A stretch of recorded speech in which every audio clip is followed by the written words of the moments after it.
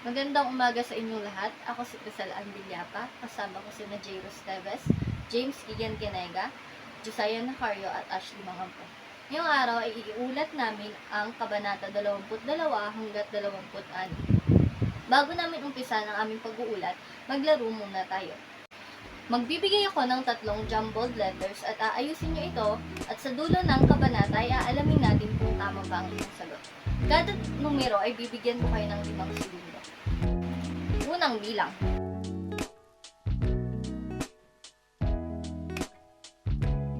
Pangalawang bilang.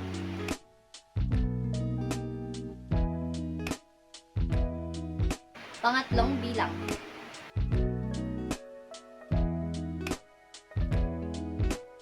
Sa susunod naman na dalawang huling bilang ay magbibigay ako ng mga larawan at kada larawan ay sasabihin nyo kung ano ang tamang sagot. Bibigyan ko ulit kayo ng 5 segundo. Sa mga larawang ito, sino si Pepay?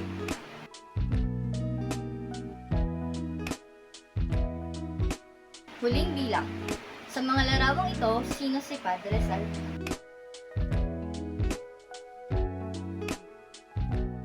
Banata 22, ang palabas. Ang mga tauhan ay sina Pepay, Kapitan General, Don Custodio.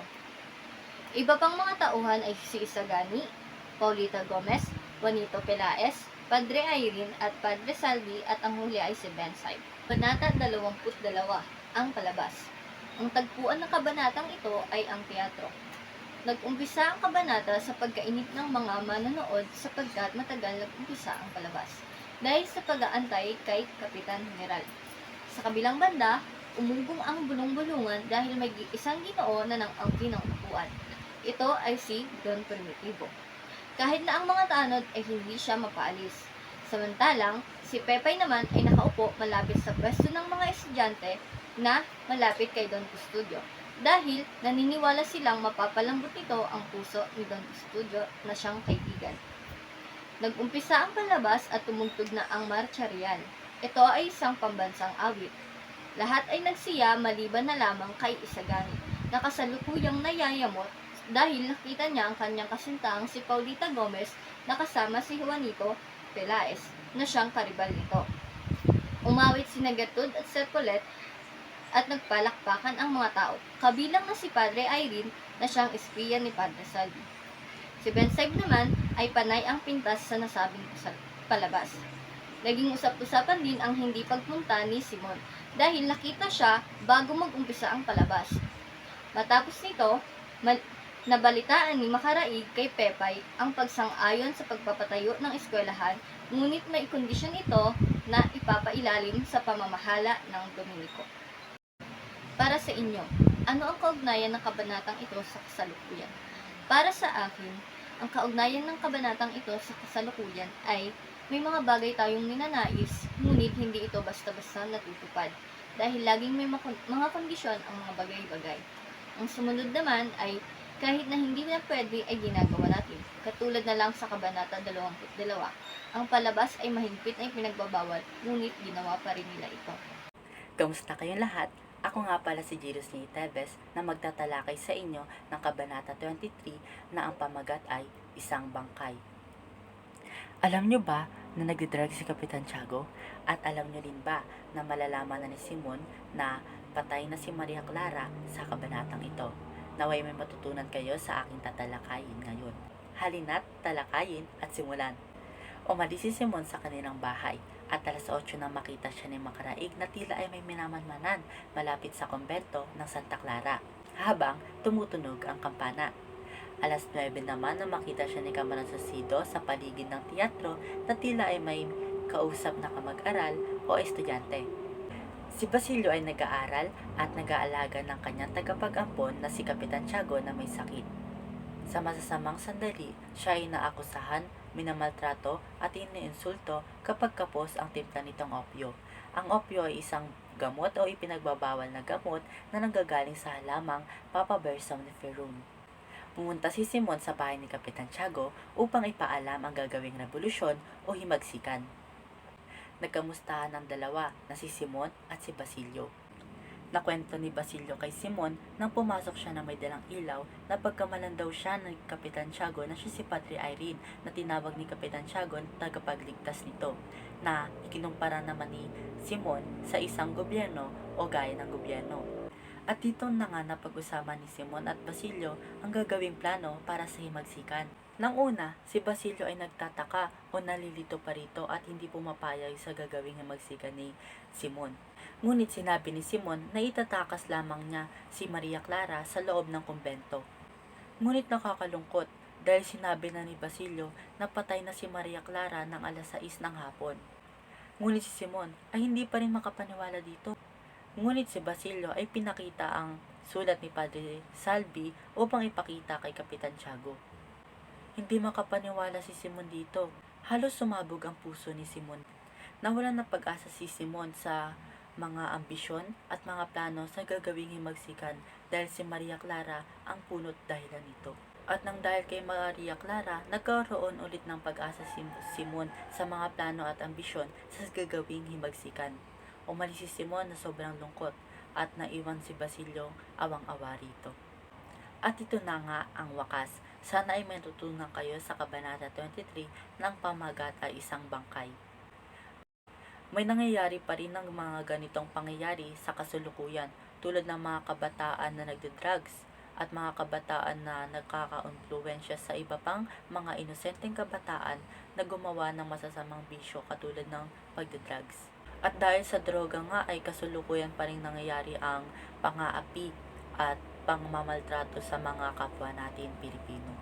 At nangyayari rin sa kasalukuyan na kapag tayo ay nawawalan sa buhay, tayo ay nalulungkot at nadidismaya at nawawalan ng pag-asa kung ito ay ating inspirasyon at ay isang ugat ng ating pagkabuhay.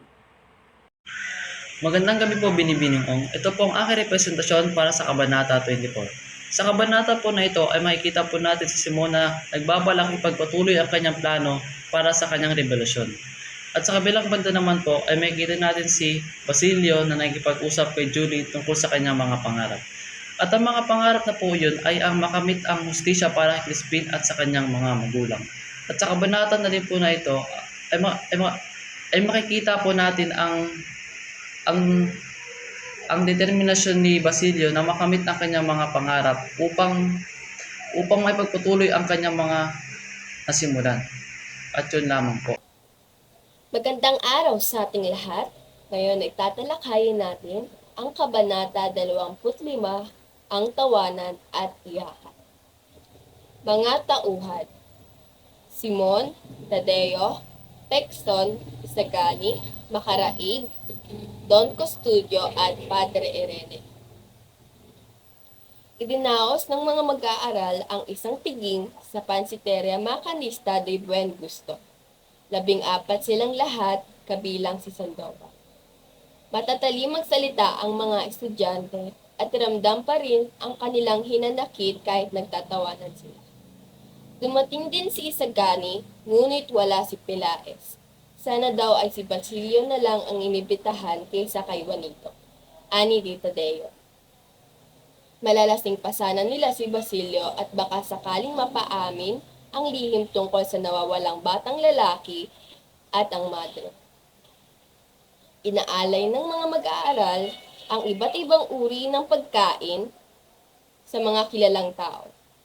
Kay Don Custodio, ang pansit lang, kay Padre Irene, ang lumpiang di chino, at sa mga praile ang tortang di frailes. Tumutol si Isagani sa paghahambing ng mga pari sa alimasag. Sinang-ayunan naman ito ni Tadeo. Inukol naman ang pansit kisado na inalay sa pamahalaan at sa bayan, ayon kay Makaraig. Nagtalumpati sina Tadeo at Pekson ukol sa mga pari. Binanggit ni Pekson na mula sa kamusmusan hanggang sa libingan, ang mga pari ang kasama natin. Nahuli nila ang isang utusan ni Padre Sibila, isang binatang papalabas ng pintuan ng pansiteria. Kalingon-lingon ito at pumasok kasama ng isa pang tao sa isang sasakyang naghihintay sa tabi ng bangketa. Ang pinaglilingkuran ng amo ng general ang alipin ng vice-sector. Sumakay ito sa karuhayan ni Simon. Nagmamanman pala ito sa mga mag-aaral na ikinagalit ni Makaraig. Ilang aral na maaaring makuha sa kabanatang ito ay ang kahalagahan ng pagiging matapat, may paninindigan, at pagpapahayag ng saloobin, lalo na kung ito ay para sa ikabubuti ng nakararami. Ang pagkakaisa at pagtutulungan ay mahalaga rin upang makamit ang tunay na pagbabago sa lipunan. Hindi kaagad nagagapi ng anumang kabiguan ang positibong pananaw at masayang disposisyon sa buhay. Magandang araw po sa inyo pong lahat. Ako po si Ashley Mangampo at ako po ay mag-uulat ukol sa kabanata 26 na pinamagatang mga paskin o mga paskil. Dito sa kabanatang ito makikilala natin ang mga tauhang sina si Basilio, Makaraig, isang profesor na malapit kay Basilio, mga kabataang mag-aaral, kamag-aral ni Basilio na sina Tadeo, Pelaez, Juanito Pelaez, Isagani at si Sandoval. Ang kabanata ay nagsimula sa maagang pag-aasikaso ni Basilio upang dalawin ang mga may sakit sa ospital at magtungo sa universidad upang kunin ang kanyang lisensyatura. Balak ni Basilio na humiram o umutang ng perang gugugulin mula kay Makaraig. Sa paglalakad naman nito ay nakasalubong niya isang katedratiko, isang propesor na nagpayo sa kanyang sirain ang lahat ng kasulatan na maaaring magdawit sa kanya sa kaguluhang nagaganap sa kanilang universidad.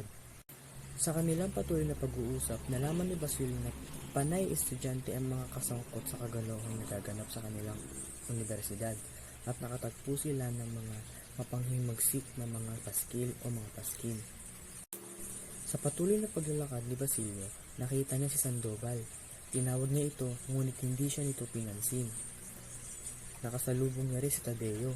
Masayang masaya ito na wala na namang pasok ang kanilang universidad dahil sa kaguluhang nangyayari dito. Samantala, parang balisa si Pelaez sa pagtangging wala siyang kinalaman sa kaguluhang nagaganap sa kanilang universidad. Sa patuloy na paglalakad muli, nakita niya ang isa pa niyang kaibigan o kamag-aral na si Isagani. Ito'y nagtutulumpati sa harap ng mga kamag-aral o kapwa estudyante. Sa kanyang talumpati, binanggit niya na hindi na raw mahalaga kung sino pa ang sumulat ng mga mapanghimagsik na mga paskil na ito. Pinag-alab pa ni Isagani ang mga damdamin ng kapwa mag-aaral sa sinabing kung nasaan ang panganib, doon magtungo dahil naroon din ang karangalan.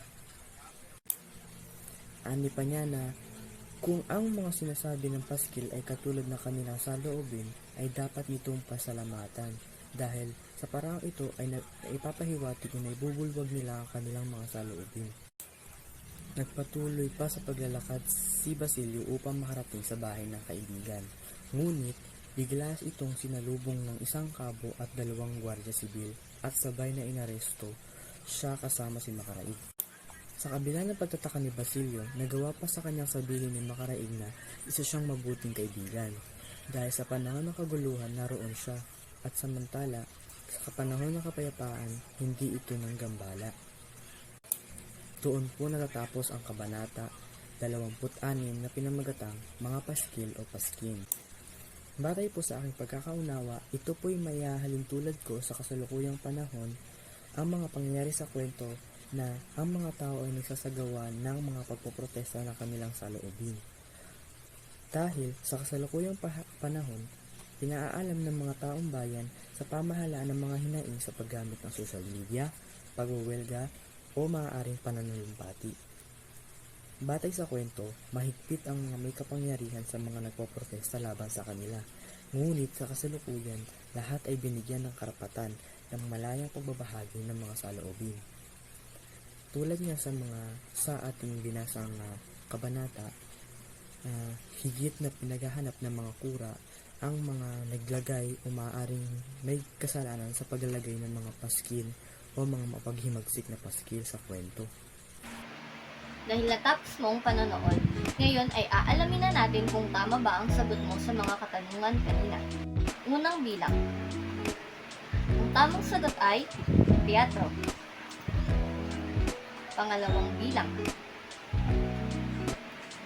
Ang tamang sagot ay bangkay.